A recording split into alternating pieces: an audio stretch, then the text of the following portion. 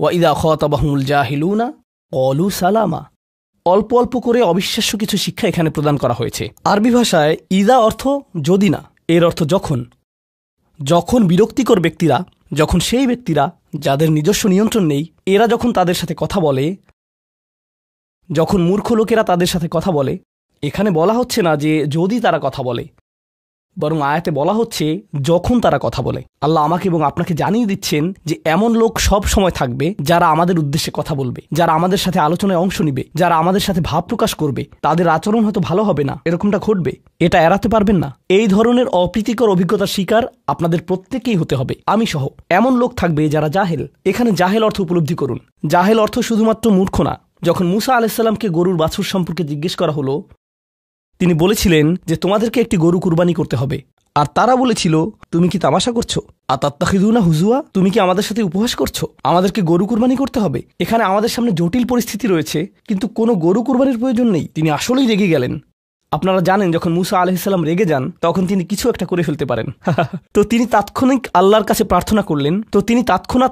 প্রার্থনা করলেন এবং বললেন, আউযু বিল্লাহি আন আকুনা মিনাল জাহিলিন, আমি জাহেলদের অন্তর্ভুক্ত হওয়া থেকে আল্লাহর আশ্রয় প্রার্থনা করি। এর অর্থ মূর্খ নয়, কারণ স্পষ্টতই মুসা আলাইহিস সালাম ছিলেন পৃথিবীর জ্ঞানী মানুষদের একজন। তিনি অজ্ঞতা নিয়ে কথা বলছেন না। তিনি বলছেন, আমি আমার আবেগের উপর নিয়ন্ত্রণ হারানো থেকে, মেজাজের নিয়ন্ত্রণ হারানো থেকে আল্লাহর আশ্রয় প্রার্থনা করছি, এমন জিনিস বলা থেকে অথবা করা থেকে যা আমি এখন করতে চাই, কিন্তু আমাকে নিজেকে সংযত করতে হবে। এখন এই উপলব্ধি থেকে আলোচ্য আয়াতটিতে আসুন। এরকম মানুষ রয়েছে যারা সবচেয়ে জঘন্য কথা বলে, কিন্তু তাদের কোনো লাগাম নেই। কথাগুলো আপনার হৃদয় থেকে এসে মস্তিষ্ক হয়ে এরপর তা জিহ্বাতে যাওয়া উচিত, কিন্তু এই পথে কিছুটা লাগাম থাকতে হবে। আমার হয়তো এটা বলা উচিত না, আমি কিছু একটা অনুভব করছি, হয়তো গালি বের হয়ে যাবে, সেটা গলায় পৌঁছে গিয়েছে, কিন্তু সেটা আমার মুখ দিয়ে বেরিয়ে আসা উচিত না, আমার সেটা গিলে ফেলা উচিত। কিন্তু কিছু মানুষ রয়েছে, তাদের মাথায় যা আসে তাই বলে ফেলে। কারোর সাথে আপনার 6 মাস পরে দেখা হলো কোনো একটা পার্টিতে, ঈদের সময় অথবা অন্য কোথাও, হে আসসালামু আলাইকুম, আপনি তো মোটা হয়ে গেছেন, সবার সামনেই। এটা কেমন কথা? আপনি এটা মনে মনে আনতে পারেন আর নিজের মনে মনে মাশাআল্লাহ বলতে পারেন, কিন্তু সবার সামনে কেন আপনাকে এই কথা বলতে হবে? হেই, তুমি তো কয়েক বছর আগে পড়ালেখা ছেড়ে দিয়েছিলে, এখনো পাশ করনি, এখনো ফেল অবস্থাতেই আছো। মানুষ আপনাকে এরকম কথা বলে আর এটা আপনাকে রাগান্বিত করে। এই অবস্থায় কি করবেন?